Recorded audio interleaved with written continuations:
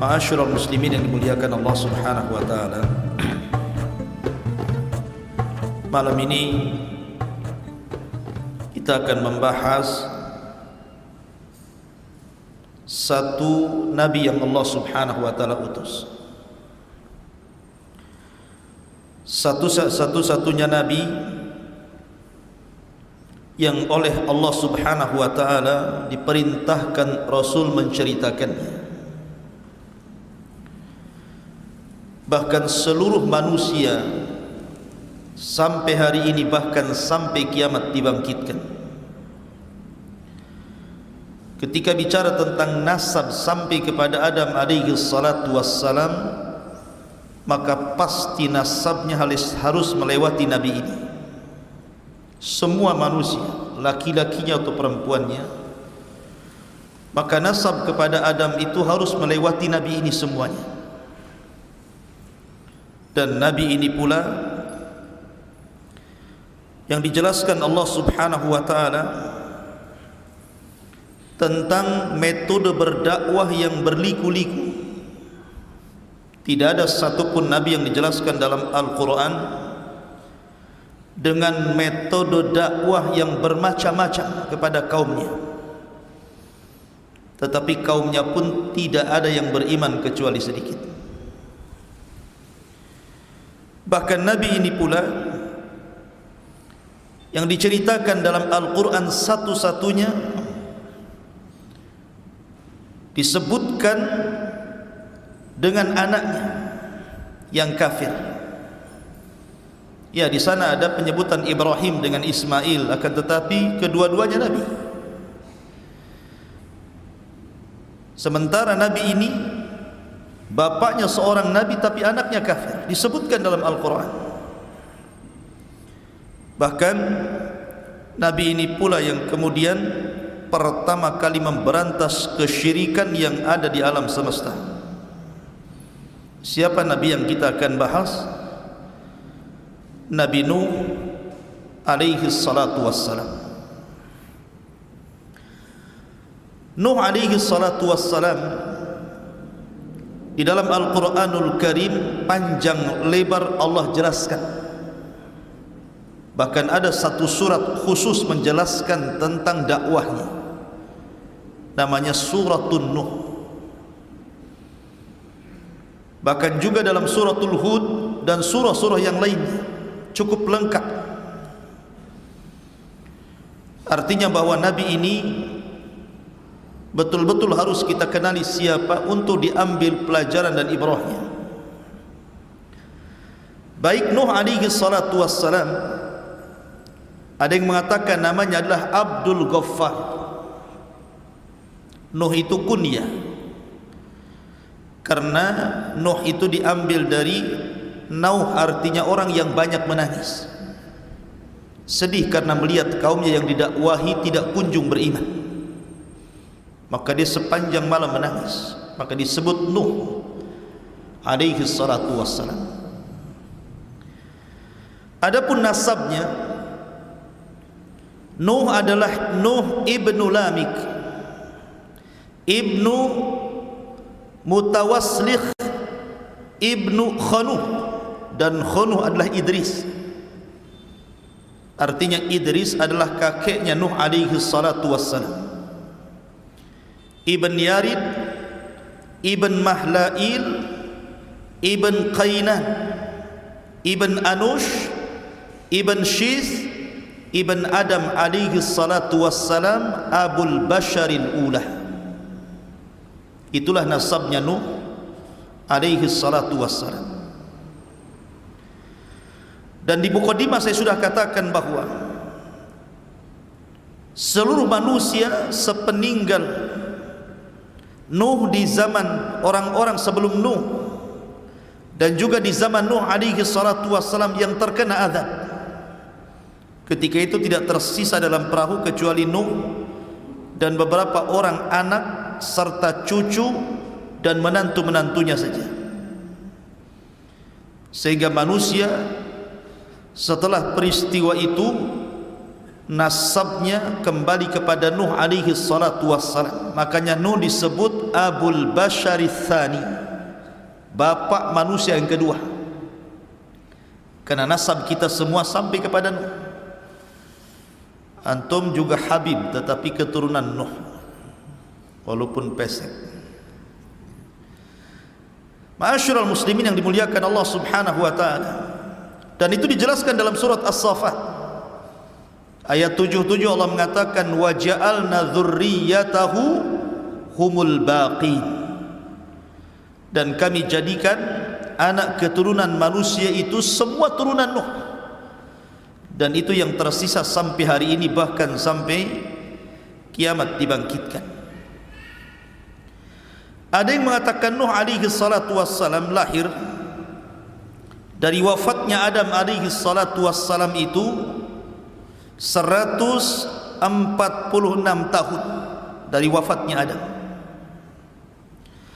Ada yang mengatakan 126 tahun. Ada yang mengatakan 126, ada yang mengatakan 146 tahun dari wafatnya Adam. Akan tapi berdasarkan hadis yang sahih, sebagaimana disebutkan di dalam Sahih Bukhari dari Abdullah bin Abbas radhiyallahu anhuma, kana baina Adam wa Nuh asyrata qurunin kulluhum alal Islam. Jarak antara Adam dan Nuh itu 10 abad. Satu abad itu 100 tahun, artinya 1000 tahun. Dari wafatnya Adam sampai lahirnya Nuh itu 1000 tahun, dan semua di atas tauhid, tidak ada yang menyekutukan Allah subhanahu wa ta'ala. Ma'asyiral muslimin yang dimuliakan Allah subhanahu wa ta'ala, dan sepakat para ulama berdasarkan hadis yang sahih tentang hadis syafaat, bahwa Nuh adalah awwalur rusul, rasul yang pertama. Karena Adam adalah nabi, Syith nabi, Idris nabi, tetapi Nuh adalah rasul pertama. Kenapa? Karena Allah subhanahu wa ta'ala menyebutkan dalam surat Nuh,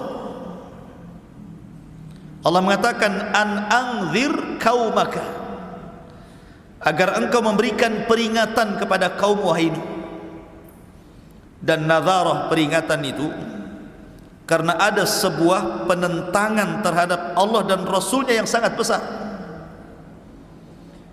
Makanya ketika Allah subhanahu wa ta'ala berfirman kepada Rasul, inna arsalnaka basyiran wa mubasyiran wa nadhira,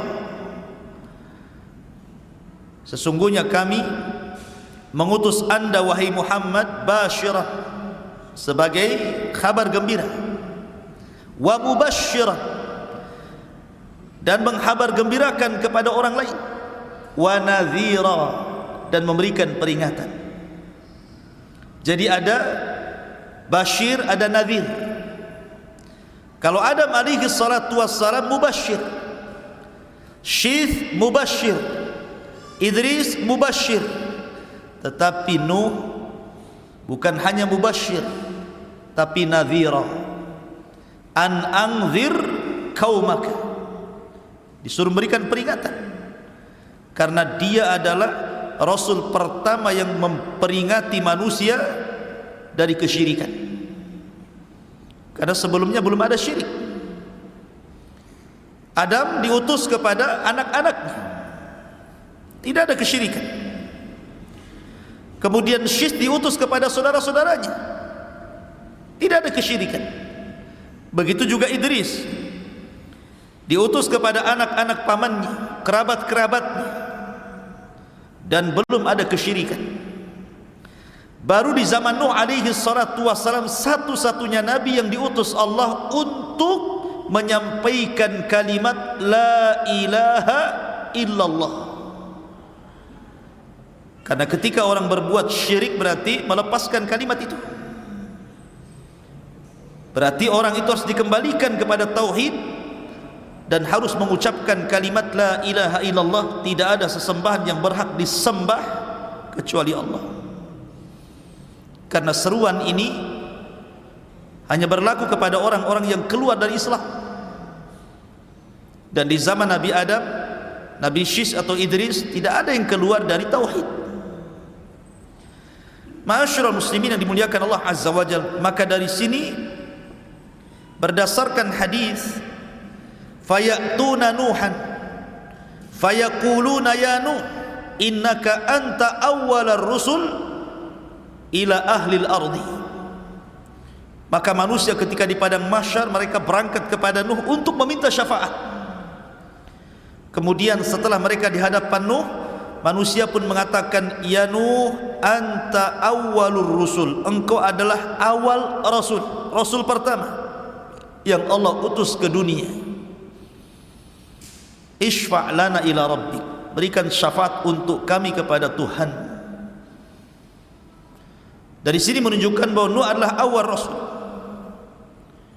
Karena sering saya ulang-ulang tentang kisah keluarga Wad, tentang kisah keluarga Wad. Disebut Wad itu karena manusia cinta kepada Wad itu. Dalam bahasa Arabnya Wad itu artinya cinta, mawaddatan wa rahmah kan itu. Karena orang-orang itu cinta kepada Wad, dan Wad itu masih kaumnya Idris sebelum Nuh alaihi salatu wassalam. Wad ini bukan nabi, tetapi orang soleh. Karena di zaman itu ketika Idris meninggal dunia, tidak ada nabi lagi, sehingga hanya ada orang soleh saja yang mengajak manusia kepada kebaikan selama ditinggal para nabi.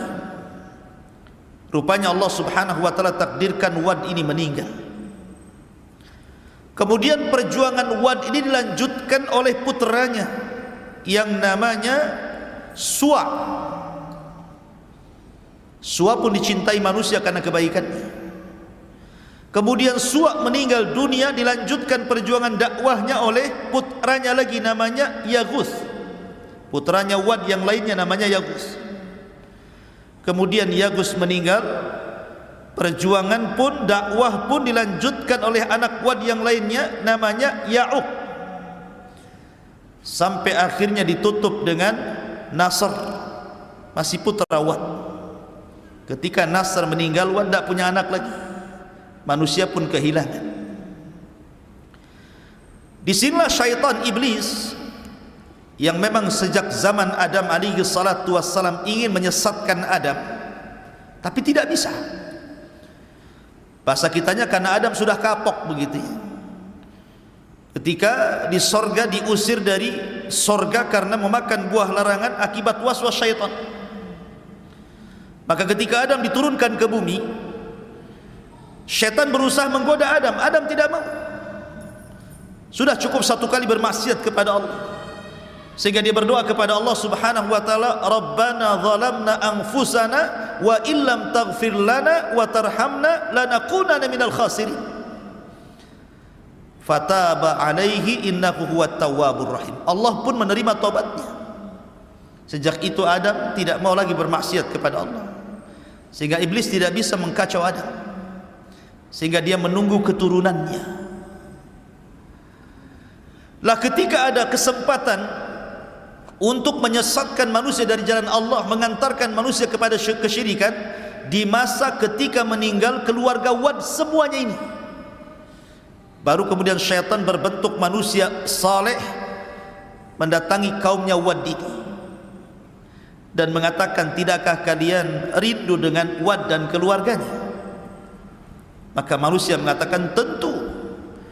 Kemudian iblis yang menyamar sebagai orang saleh mengatakan, kenapa pula kalian tidak membuat patung? Patung keluarga Wad, sehingga kalau kalian melihat patung itu kalian akan dinostalgiakan. Bagaimana dulu Wad ahli salat, ahli zikir, ahli ibadah, ahli taat, sehingga kalian akan terangsang untuk melakukan itu.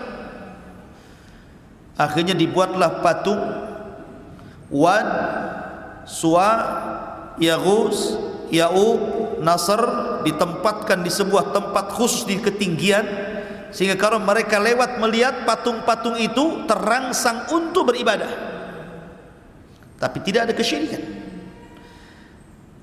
Kemudian generasi pertama pembuat patung meninggal, datang generasi kedua.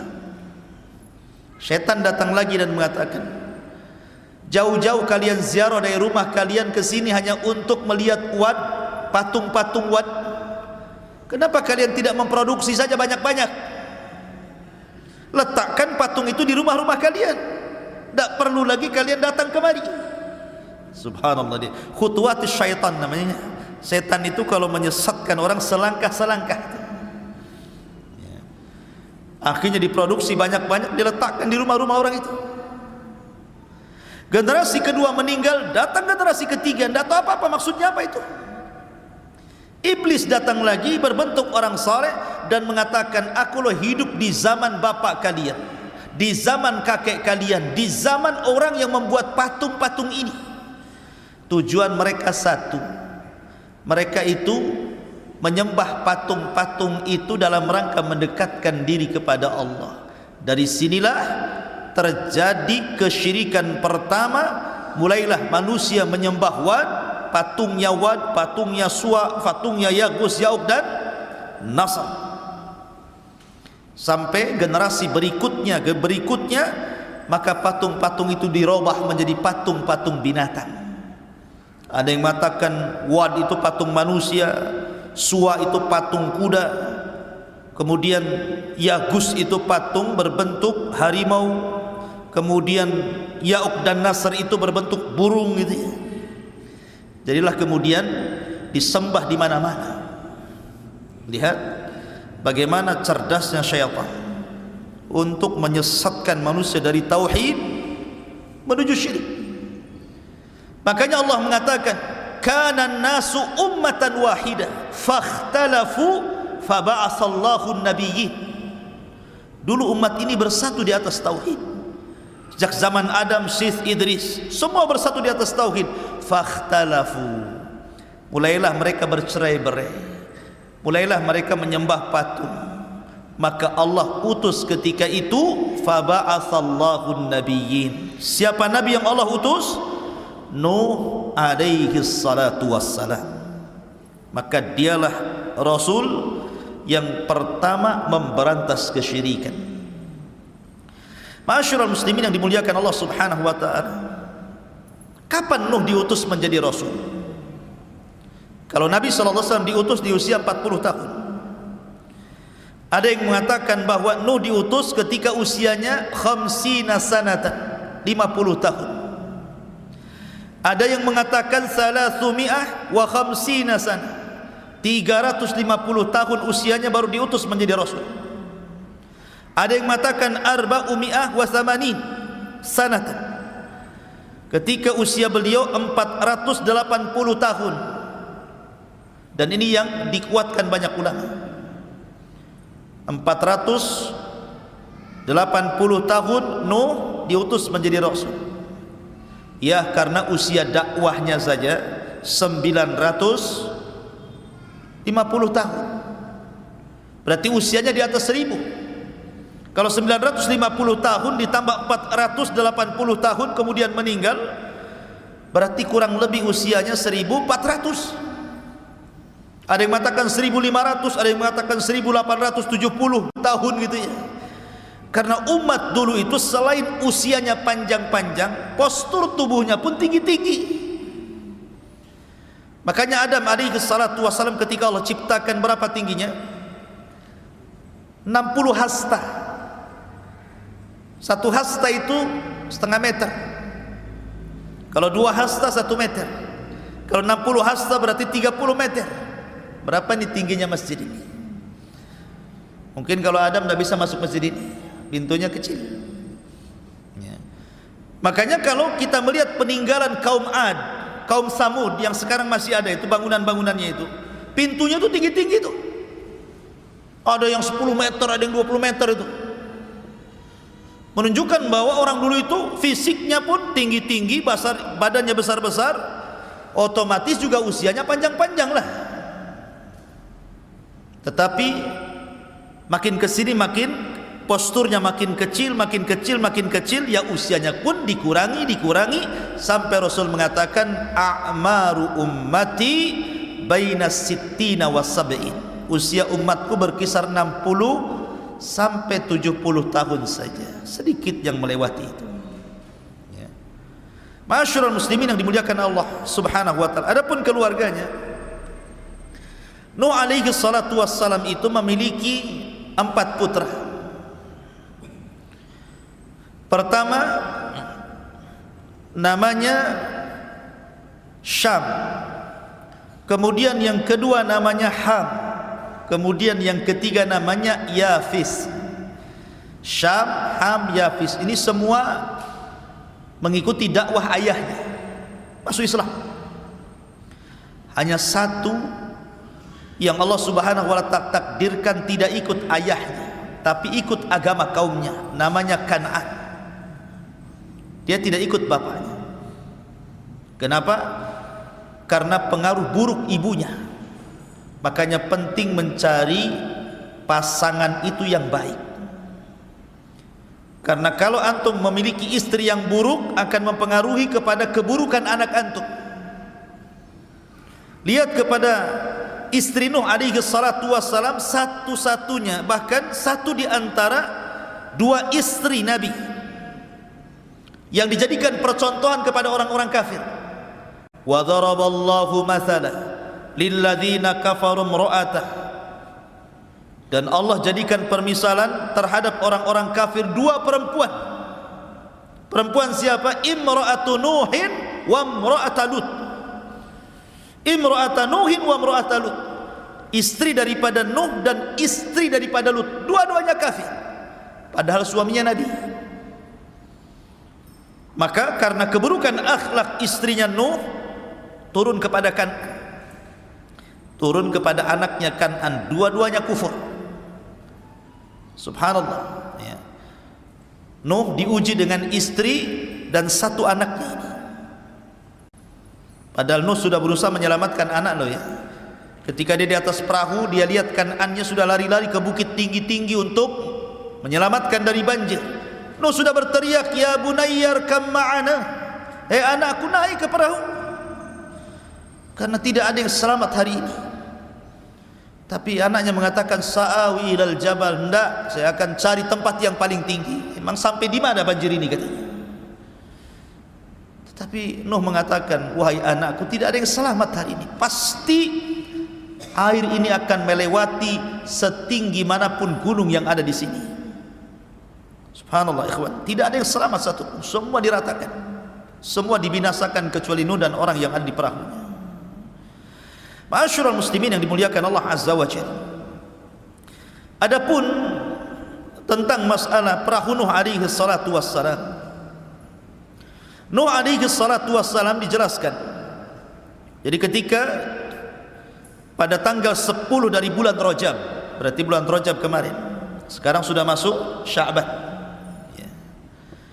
Jadi Nuh alaihi salatu wassalam naik ke atas perahu. Maka mereka pun kemudian berada di atas perahu itu, ada yang mengatakan mi'ah wa khamsina yauman, 150 hari. Jadi Nuh berada di atas perahu itu 150 hari, diombang-ambing ombak sana sini gitu ya. Sampai akhirnya kapal itu bersandar di Bukit Judi Irak selama 1 bulan. Ketika bersandar itulah kemudian Nuh mengutus beberapa burung. Datang burung kemudian memakan daun zaitun. Oh, berarti sudah surut. Kemudian diutus burung lagi, rupanya tapaknya ada tanahnya. Oh, berarti sudah sampai ke bumi surutnya. Setelah 1 bulan di atas perahu itu baru kemudian turun. Maka dari situlah kemudian kehidupan manusia dimulai setelah Allah hancurkan semuanya sejak zaman Adam alaihi salatu wassalam. Akhirnya kemudian Nuh alaihi salatu wassalam selama itu pas di bulan Muharram, ada yang mengatakan tanggal 10, kemudian Allah selamatkan dari banjir bandang yang sangat besar. Taib, ma'asyiral muslimin yang dimuliakan Allah Azza wa Jalla, saya tertarik menceritakan Nuh ini dari sisi dakwahnya saja. Jadi malam ini kita akan banyak bercerita tentang sisi dakwah Nuh alaihi salatu wassalam yang menarik. Karena Nuh ini menggunakan metode dakwah itu luar biasa. Luar biasa. Berbagai macam metode dilakukan Nuh, akan tapi memang hidayah milik Allah. Dan saya ambil dari satu surat full, surat Nuh alaihi salatu wassalam. Kita baca ayat per ayat dan kita terangkan sekedarnya. Allah Subhanahu wa taala berfirman di dalam Al-Qur'anul Karim, "Inna arsalna Nuhan ila qaumi." Sesungguhnya kami utus Nuh kepada kaumnya. Maknanya begini, antum kalau hendak berdakwah di sebuah daerah, kalau yang menjadi seorang dai, seorang ustaz atau penyeru kebaikan itu adalah putra daerah, tentu akan mudah berdakwah. Mendakwahinya itu akan mudah, pengaruhnya akan banyak. Berbeda kalau seandainya saya bukan putra daerah, diutus kepada daerah tertentu, ya ada yang berhasil, ada yang tidak. Begitulah para nabi. Kalau nabi diutus itu biasanya diambil dari kaum yang akan didakwahinya. Makanya Allah Subhanahu wa taala mengatakan, wa ila adin akhahum Hud, dan kepada kaum Ad saudara mereka diutus Hud. Wa ila Tsamud akhahum Saleh, dan kepada kaum Tsamud saudara mereka Saleh diutus. Wa ila Madyan akhahum Syuaib, kepada Madyan saudara mereka diutus Syuaib. Artinya bahwa setiap nabi dan rasul itu dibangkitkan dari kaumnya. Supaya apa? Supaya mudah diterima. Karena mereka mengetahui kepribadian nabi itu sejak kecil, remaja, dewasa, sampai diangkat jadi nabi. Mereka mengetahui akhlaknya, tutur katanya, muamalahnya, sehingga ketika mereka mengetahui dari kecil sampai besar dan Allah siapkan semuanya, mereka tidak bisa mencela. Seperti Rasul umpamanya, sedari kecil sudah dikatakan Sadiqul Amin, orangnya jujur lagi amanah. Tidak bisa mencela nabi dari segi akhlak. Mereka hanya bisa mencela dari segi ajaran saja. Maka Nuh diutus dari kaumnya sendiri. Makanya Allah mengatakan, "Inna arsalna Nuhan ila qaumi an anzir qaumaka min qabli an ya'tiyahum adzabun alim." Agar engkau wahai Nuh memberikan peringatan kepada kaum sebelum datang kepada mereka azab yang pedih. Menunjukkan bahwa azab itu tidak mungkin turun kecuali setelah datangnya peringatan. Wa ma kunna mu'adzibina hatta nab'atsa rasula. Tidak mungkin kami mengazab sebuah kaum kecuali setelah diutus rasul kepada mereka. Kemudian Nuh mulai berdakwah. Qala ya qaumi inni lakum nadhirum mubin. Wahai kaumku, saya ini diutus kepada kalian sebagai nadhir, peringatan. Peringatan yang jelas. Ani'budullaha wattaquhu wa ati'un. Sembahlah Allah, bertakwalah kepada Allah, dan taati perintahku. Maka kalau tiga perkara ini kalian lakukan, maka Allah akan berikan dua keistimewaan kepada kalian. Kalau kalian mau menyembah Allah, mentauhidkan Allah, dan meninggalkan patung-patung Wad, Yaghus, Ya'uq, Suwa dan Nasr itu, kemudian kalian takut kepada Allah dan kalian mentaati semua perintahku, karena tidak mungkin aku perintahkan kecuali dari Allah, maka kalian akan diberikan dua keistimewaan. Apa itu? Yaghfir lakum min dzunubikum. Pertama, Allah akan ampuni dosa-dosa kalian. Yang kedua, wa yuakhirkum ila ajalin musamma. Allah akan panjangkan umur kalian. Allah akan panjangkan umur kalian. Jadi kalau kalian mau meninggalkan patung-patung itu, mentauhidkan Allah, bertakwa kepada Allah, taat kepada perintahku, ku jamin dosa kalian yang dulu-dulu, kesyirikan kalian itu, Allah akan ampuni. Dan bukan hanya itu saja, wa yuakhirkum ila ajali musamma. Allah akan tambah panjangkan usia kalian, sehingga kalian bisa menikmati isi dunia ini dengan panjang lagi. Inna ajalallah idza ja'ala yu'akhkhar law kuntum ta'lamun. Karena ketentuan Allah itu kalau datang tidak mungkin digeser. Kalau kalian tahu, Ma'asyiral muslimin yang dimuliakan Allah Subhanahu wa taala, lah Nuh alaihi salatu wassalam ini, beliau bukan hanya sekadar berdakwah sebagaimana dakwah kita hari ini gitu. Seorang pendai yang berdakwah hari ini yang hanya mungkin mengambil seminggu sekali atau pagi saja atau malam saja, tidak. Nuh itu semua waktu dipakainya untuk berdakwah. Mau siang, mau malam, tidak peduli. Dan itu diceritakan oleh Nuh sendiri. Dalam Al-Quran, qala rabbi inni da'autu qaumi layla wa nahara. Ya Rabb, sesungguhnya aku mendakwai kaumku siang dan malam. Subhanallah. 950 tahun berdakwah kepada kaumnya siang dan malam. Bukan hanya siang saja, malam pun didakwahi. Bukan hanya itu saja, falam yazidhum du'ai illa firara. Tetapi apa yang terjadi? Usaha Nuh, mungkin bahasa kitanya kurang banyak berhasil, karena tidak menambah kepada mereka dari dakwahku, kata Nuh, illa firara, kecuali mereka lari, tidak mau mendengarkan. Seperti apa sikap kaumnya itu? Allah mengatakan, wa inni kullama da'autuhum litaghfira lahum ja'alu asabi'ahum fi adhanihim wastaghshaw thiyabahum wa asarru wastakbaru istikbara. Dan saya setiap kali mendakwahi mereka kaumku, kata Nuh, agar mereka meninggalkan patung-patung itu, kesyirikan mereka, dan meminta ampun kepada Allah Azza wa Jalla. Apa yang terjadi? Kalau bisa semua jari ini, telunjuk ini masuk ke dalam telinganya, lubang telinga. Kalau bisa semua masuk, masukkan semuanya. Ketika Nuh apabila mendakwai kaumnya kemudian mulai masukkan jarinya ini ke dalam lubang telinganya, mulai dia pakai isyarat. Pakai isyarat, karena kalau ngomong kan nggak didengar. Gimana didengar? Wong ini telinganya sudah ditutup. Terpaksa pakai isyarat. Ya.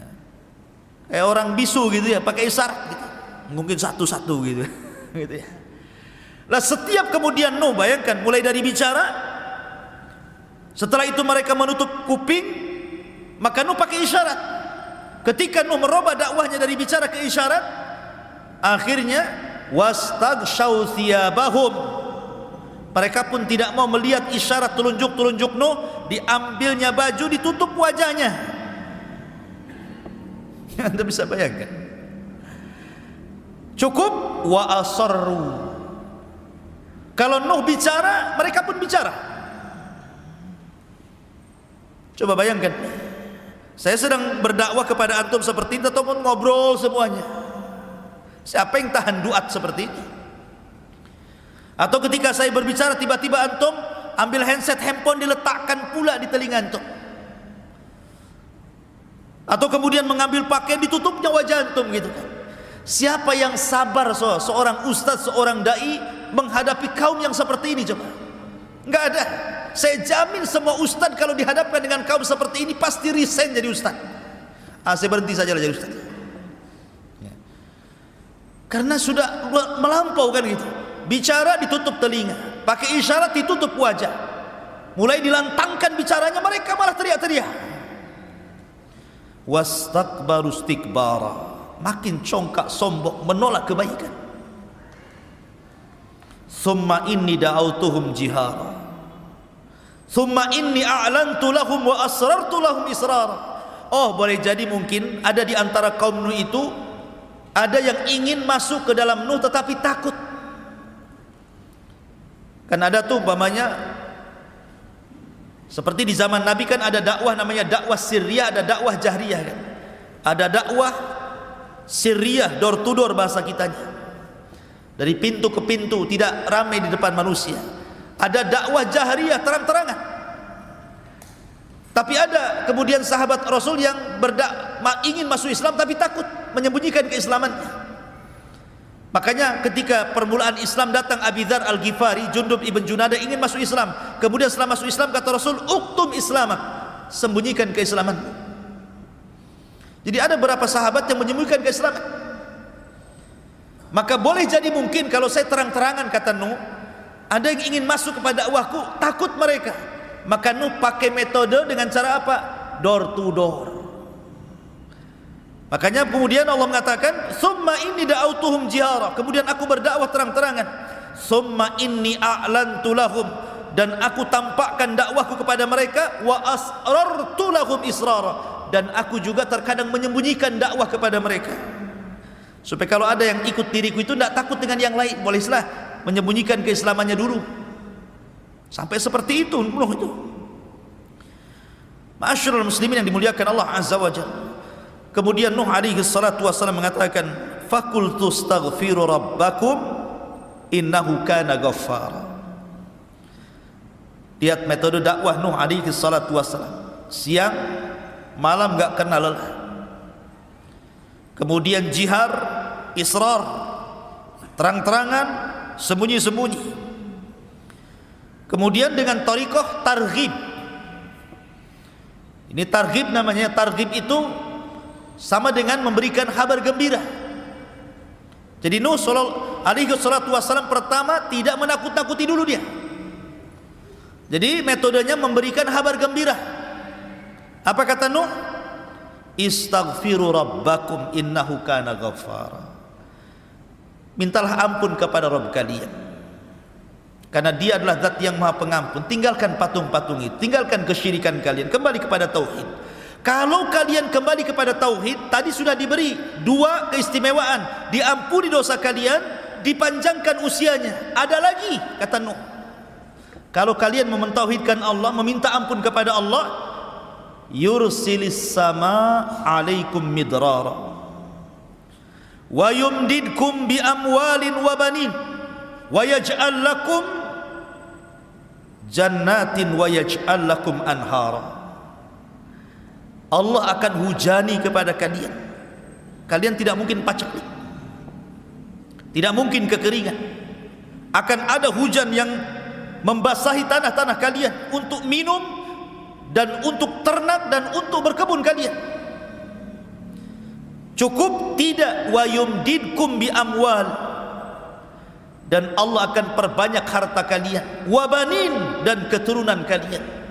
Cukup tidak juga, wa yaj'al lakum jannat, kami jadikan kalian jannah, kebun-kebun yang besar, yang rindang, yang kemudian berbuah macam-macam buah gitu ya. Wa yaj'al lakum anhar, sungai-sungai, parit-parit, lautan-lautan, semua akan mengalir untuk kalian. Lihat, Nuh menjanjikan kepada mereka banyak perkara tuh.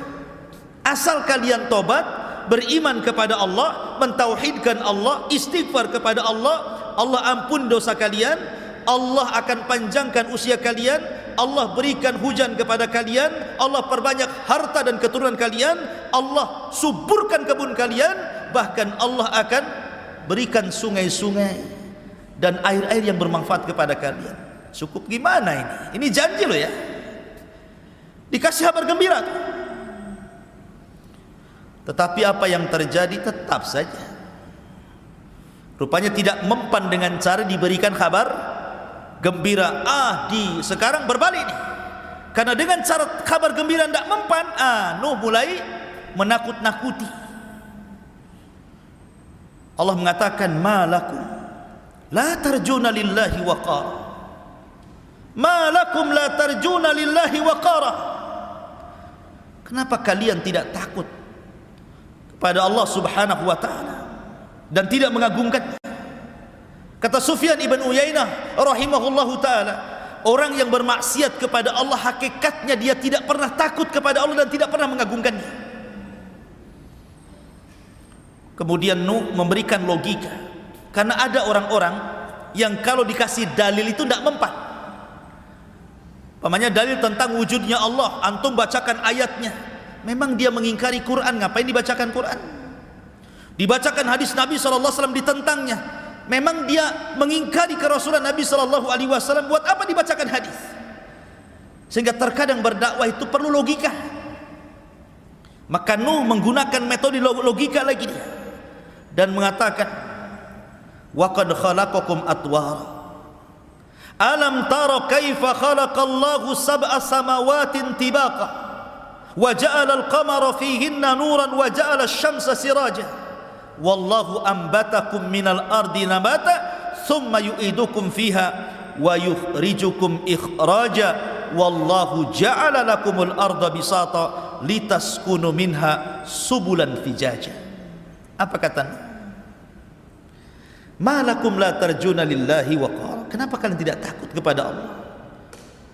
Apakah kalian tidak takut azab? Ya. Tidakkah Allah Subhanahu wa taala telah menciptakan kalian bertingkat-tingkat, mulai daripada segumpal mani, kemudian jadi segumpal darah, kemudian jadi segumpal daging, kemudian jadi janin, ditiupkan ruh keluar ke bumi, masa kecil, masa remaja, dewasa, Allah berikan rizki banyak kepada kalian. Siapa yang membuat engkau seperti itu kalau bukan Allah? Ya. Alam tara kaifa khalaqallahu sab'as samawatin tibaqa. Tidakkah kau lihat langit? Berapa lapis langit ke atas itu? 7 lapis. Tidak mungkin langit itu ujug-ujug ada. Pasti ada yang menciptakannya. Siapa yang menciptakannya kalau bukan karena Allah? Wa ja'ala al-qamara fihinna nuran wa ja'ala asy-syamsa siraja. Atau kau tidak lihat bulan yang bercahaya? Begitu juga matahari yang terang benderang. Coba kalau seandainya malam ini dibuat sampai kiamat, siapa yang bisa mendatangkan terang? Atau siang dibuat sampai kiamat, siapa yang akan mendatangkan gelap?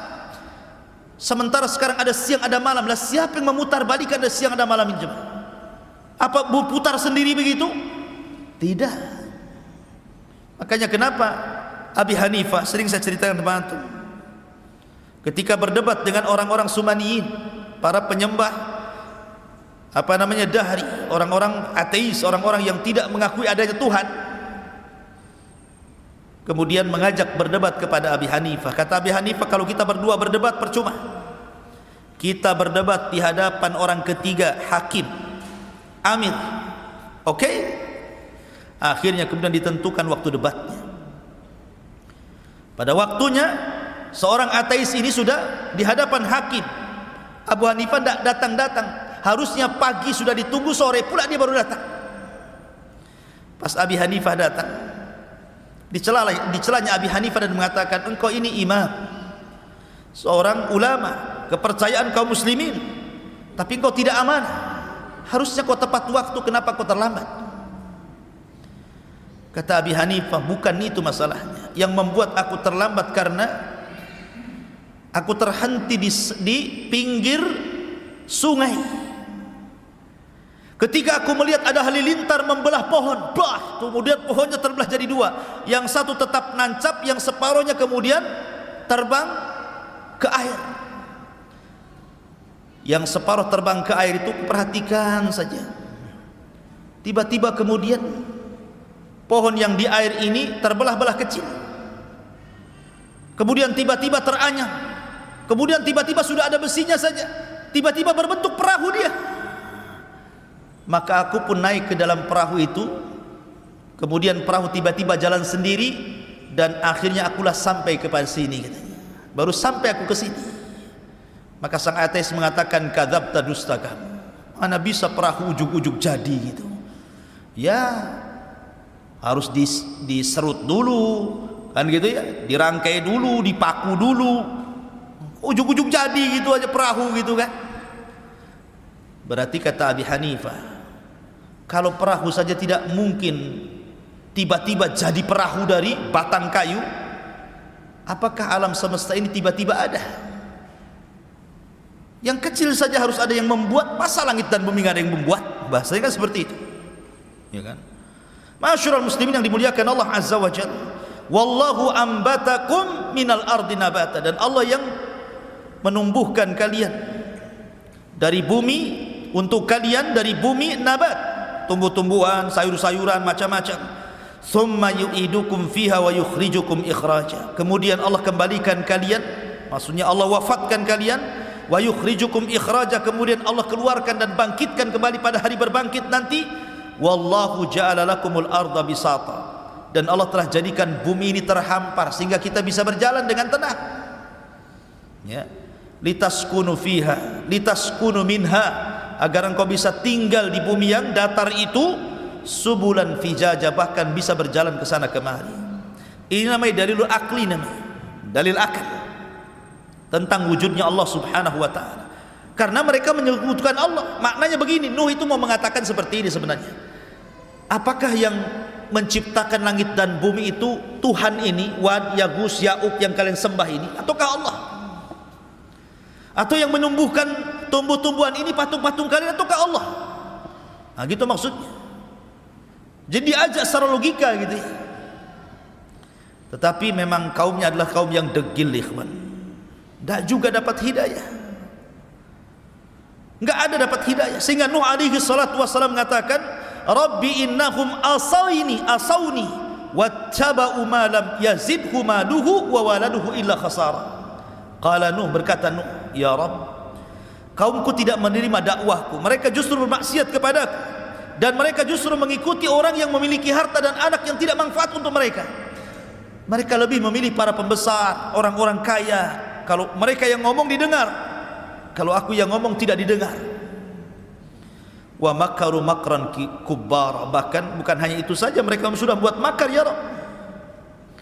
Dan mereka mengatakan, la tadharunna alihatakum, jangan kalian gubris usapan si Nuh itu, jangan kalian tinggalkan patung-patung ini, Wad, Suwa, Yaghus, Ya'uq, dan juga Nasr. Wa qalu la tadharunna alihatakum wa la tadharunna waddan wala suwa'an wala yaghutha wa ya'uq wa nasra. Jangan kalian dengarkan ucapan si Nuh itu, tetap kalian harus menyembah patung-patung ini. Jangan kalian tinggalkan Wad, Suwa, Ya'uq, Nasr. Wa qad adallu katsiran wa la tazididz zalimina illa dhilala. Dan sungguh mereka sudah sesat dengan kesesatan yang banyak sekali, dan tidaklah orang-orang zalim itu menambah kecuali kesesatan saja. Maka apa yang terjadi? Mimma khati'atihim ugriku fa udkhilu naran falam yajidu lahum min dunillahi ansara. Karena kesalahan mereka tidak menerima dakwah Rasul, mereka pun ditenggelamkan, dan pada hari kiamat mereka akan dimasukkan ke dalam neraka, dan mereka tidak memiliki penolong di hadapan Allah Azza wa Jalla. Bahkan Nuh alaihi salatu wassalam mendoakan siapapun yang ingkar kepadanya untuk jangan hidup di bumi. Itu doanya Nuh. Apa kata Nuh? Qala Nuhu rabbi la tadar alal ardi minal kafirina dayyara. Nuh berkata, ya Rabb, jangan kau hidupkan satu jiwa orang kafir pun di muka bumi. Bayangkan doanya. Jangan ada yang hidup satu pun. Innaka intadarhum, apa alasannya? Jika kau biarkan mereka hidup atau keturunan mereka hidup, yudillu ibadak wala yalidu illa fajiran kafara, pasti akan menyesatkan hamba-hambamu ya Rabb, dan mereka tidak akan melahirkan kecuali anak yang jahat dan kafir saja. Percuma, matikan semua saja. Maksudnya seperti itu. Makanya kenapa surah Nuh itu dia jatuh setelah surah Al-Waqiah kan? Sa'ala sa'ilun bi'adzabin waqi'. Ya. Sa'ala sa'il, ada orang yang bertanya tentang siapa? Tentang azab yang akan terjadi. Lah yang pertama meminta azab itu siapa? Nuh. Meminta azab. Karena di zaman itu tidak ada yang meminta azab seperti Nuh. Dialah yang pertama meminta azab untuk ditimpakan kepada kaumnya. Adam tidak, Sis tidak, Idris tidak ada. Baru Nuh, sa'ala sa'ilun bi'adzabin waqi'. Dia yang meminta azab itu. Ya Allah, berikan azab kepada mereka. Allahumma inni maglubun fantasir. Inni maglubun fantasir. Aku sudah dikalahkan. Ya. Fantasir, mintalah pertolongan ya Rabb.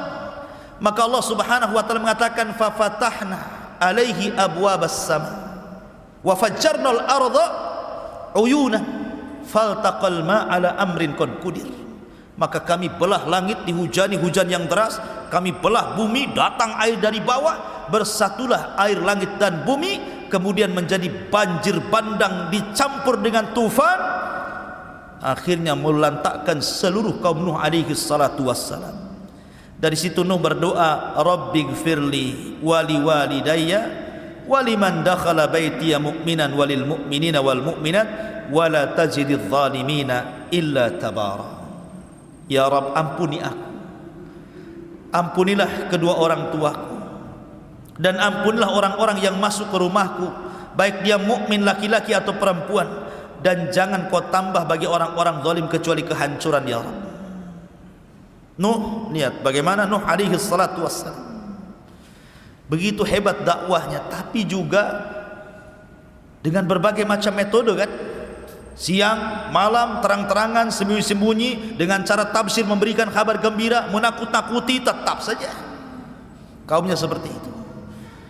Makanya kemudian Allah subhanahu wa ta'ala mengabadikan kisah Nuh di banyak ayat dalam Al-Quran, bagaimana dakwahnya Nuh alaihi salatu wassalam.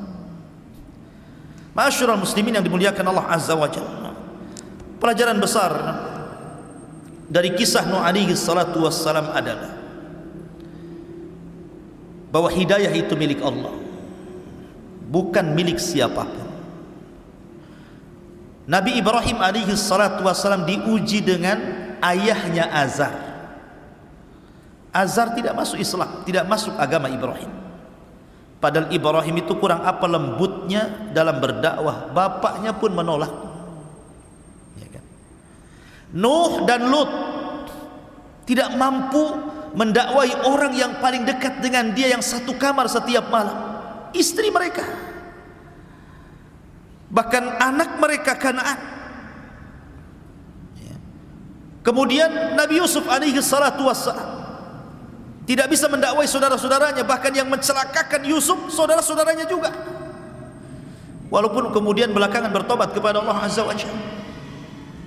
Termasuk Rasul sallallahu alaihi wasallam, dari paman-pamannya yang paling mencintai Rasul siapa? Abu Talib, pun tidak bisa memberikan hidayah kepada Abu Talib. Kalau Abu Lahab ya sudahlah, memang paman yang memusuhi dia. Tapi Abu Talib yang merupakan ayah angkatnya, wa wajadaka yatiman fa'awa, kami dapati engkau Muhammad yatim, kemudian kami berikan perlindungan. Salah satu yang dikirim Allah untuk melindungi Rasul setelah dari pangkuan kakeknya Abdul Muttalib adalah Abu Talib, sampai diangkatnya jadi Nabi dan Rasul, sampai menikah dengan Khadijah. Tahu akhlaknya Rasul Abu Talib itu. Makanya Abu Talib sangat cinta dengan Rasul. Tapi juga percuma juga kecintaan Abu Talib kepada Rasul, karena dia tidak masuk Islam. Ya.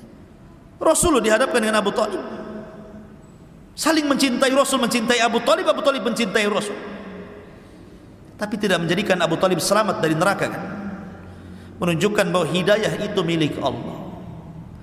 Tetapi walaupun hidayah milik Allah, ada tugas bagi kita semua, sampaikan hidayah Allah lewat hidayah kita, hidayatul irsyad. Jadi tugas kita ini menyampaikan hidayah Allah kepada mereka. Soal mereka sadar, mereka tidak sadar, itu urusan Allah. Taufik itu milik Allah azza wa jalla. Tapi jangan berhenti dari dakwah, karena terkadang orang itu diuji dari orang dekat. Diuji ibunya tidak mau sholat, diuji saudaranya tidak mau akur, diuji oleh istrinya nggak mau ibadah, diuji oleh suaminya, macam-macam orang itu ujian itu kan. Dan paling berat memang dari dalam. Makanya Nabi SAW diperintahkan Allah, wa anzir ashiratakal aqrabin, mulailah dari orang-orang dekat engkau wahai Muhammad. Ku anfusakum wa ahlikum nara, jagalah diri kalian dan keluarga kalian dari api neraka. Wallahu alam. Ini diantara kisah dakwah, liku-liku dakwah Nuh dalam memberantas kesyirikan dan mengajak manusia ke dalam tauhid. Sudah jam 9. Baik, kita buat tanya jawab sebentar. Kalau ada yang